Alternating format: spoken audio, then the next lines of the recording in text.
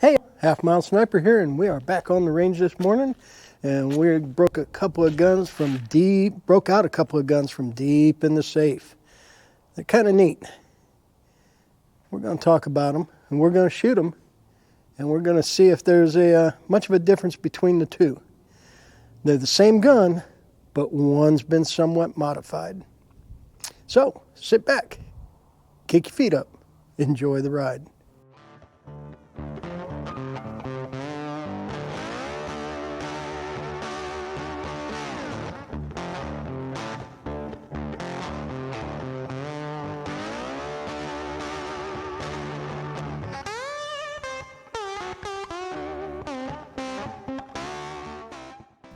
So what I broke out today was a pair of 38-44 heavy duties.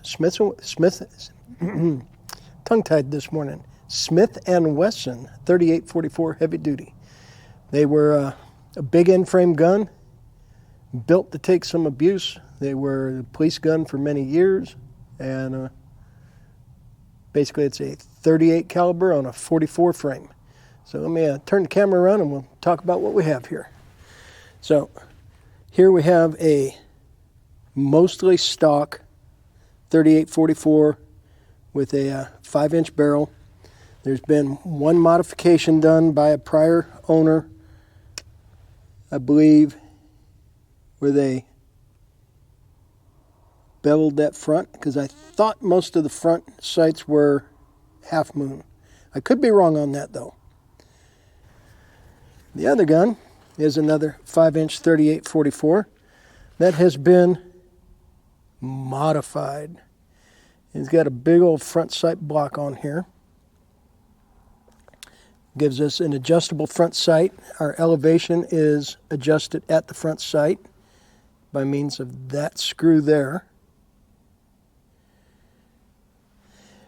It's got an adjustable rear sight that they actually milled the frame down a little bit to set that sight down in there. It's adjustable for windage. And then that hammer has been modified with a protrusion out to the left side. That protrusion out to the left side is set up so that the shooter can reach up and hammer back without breaking their grip there. They can hammer it back, take the shot.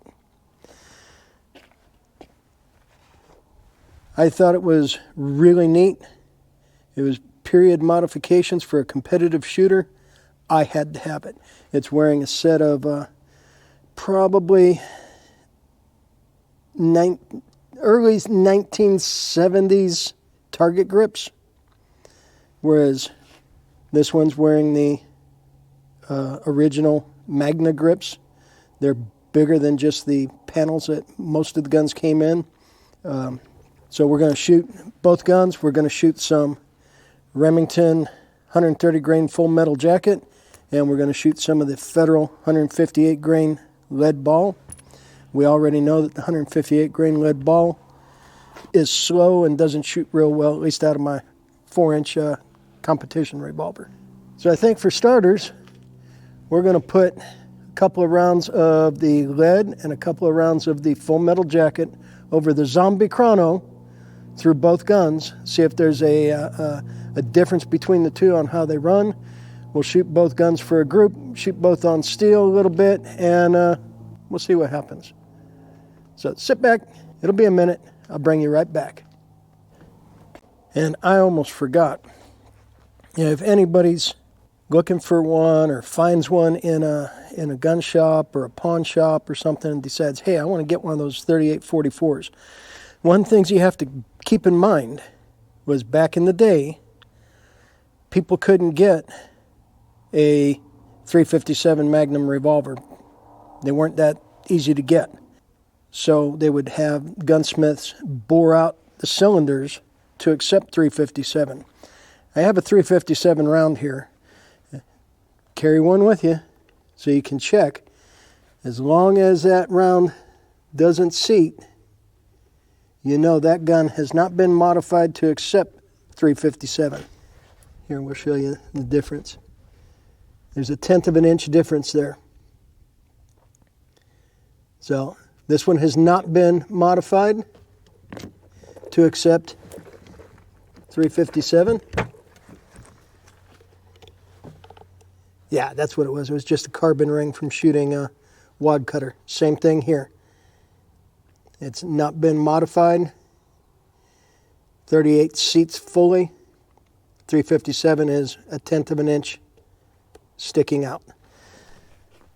Just something to check when you pick up one of these old 3844s. Zombie Chrono is running. Camera's running. First 3 rounds will be the 158 Federal. The second 3 rounds will be the 130 grain Remington. Federal is 724, 769,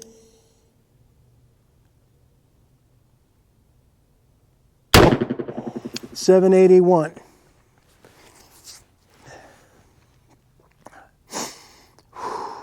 This will be the 130 grain Remington. Here we go.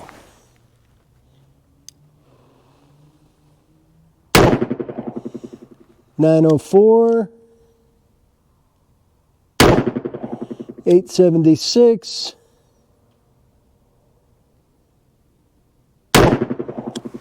$880. Very good.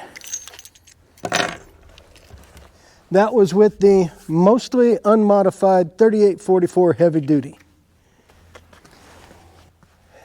Okay, and this will be with the heavily modified 3844. We're not certain who did the hammer modification, but that hammer modification is the kind of thing that King Gunworks used to do. Okay, so this will be the 158 grain lead through the modified 3844 heavy duty.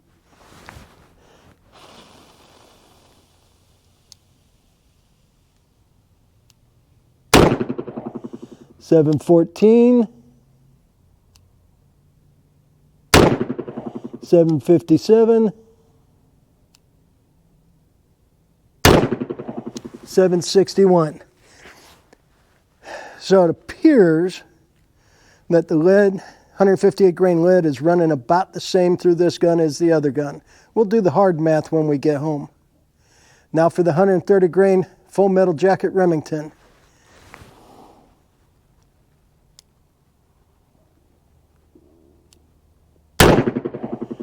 $884,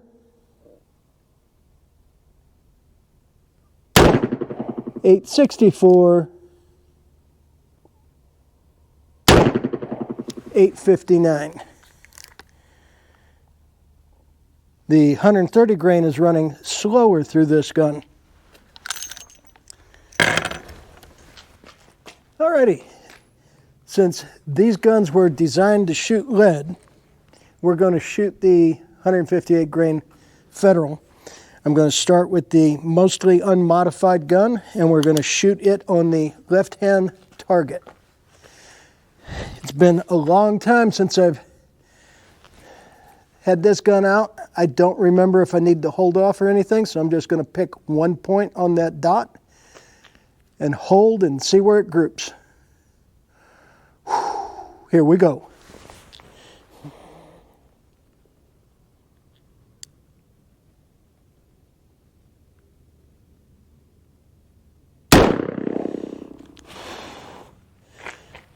Well, that was way high.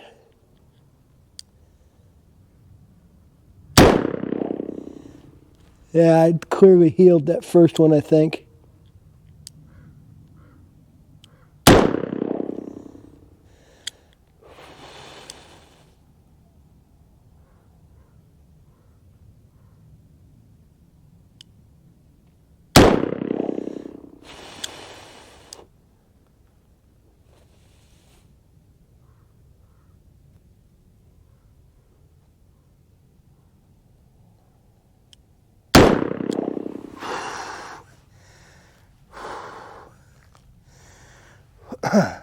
Caught myself holding my breath there.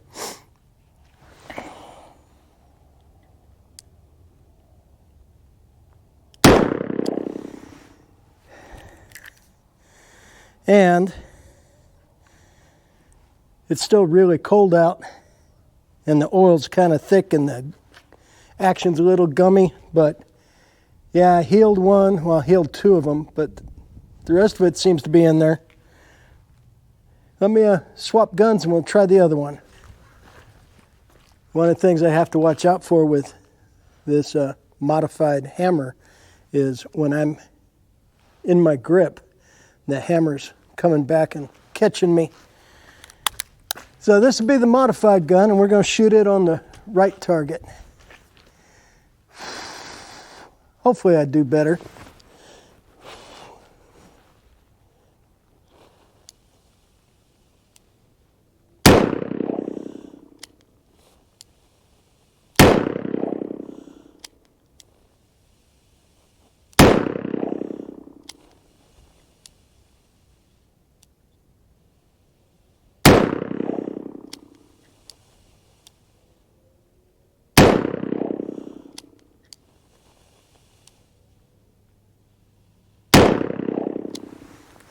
I think that's 6. That was 6. The action's been worked on this one too. It's pretty smooth. Yeah, I definitely need to break these guns out more often. One of these was my first shot because I just hammered the trigger. And we grouped up nicely here, but somewhere in there I decided to heal it and put another one up there. And then with the highly modified gun, looks like I'm shading a little bit right. 1, 2, 3, 4, 5, and 6. Definitely need to shoot that one some more because I am not used to that trigger. Okay, let's move over to the steel and see how they do.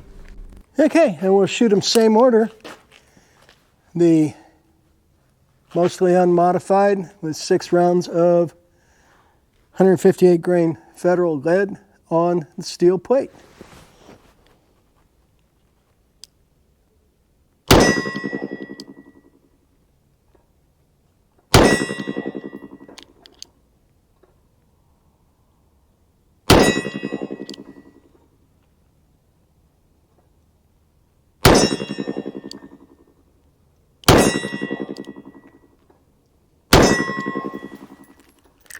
Nice. Doesn't take long to get used to the trigger. Now we'll shoot the modified gun. Same 158 grain Federal. 6 rounds on the steel. Here we go.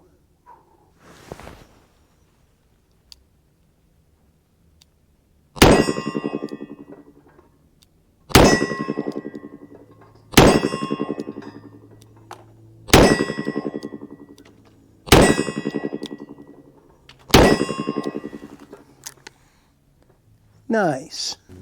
Okay, and now for just grins and giggles, we're going to do a little two-handed, I think. Just because we can.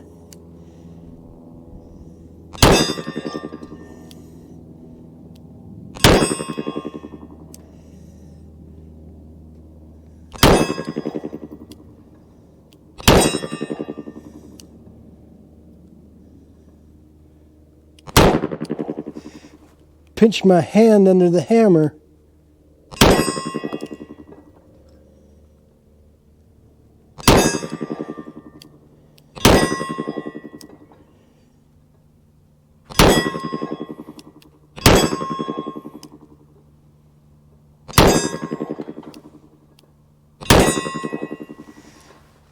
I believe that's everything. That was fun. I want to thank y'all for hanging with me this morning. It's starting to warm up a little bit, but it's still pretty dang cool out. Maybe up to 40-ish now. That was a lot of fun. Breaking out the old 38-44 heavy duties, shooting them, putting them over the chrono, putting them on paper, shooting them on steel, do a little two-handed shooting. It's a good morning all the way around.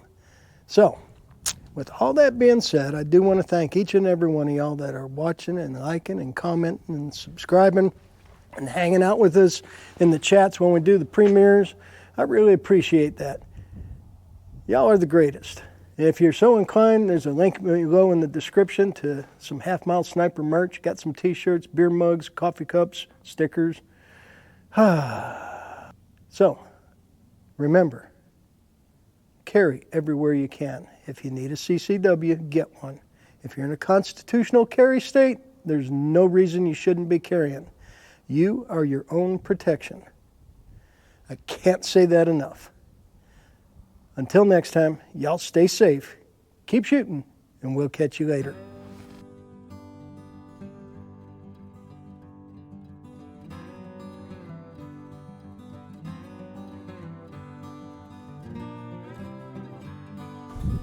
Send it.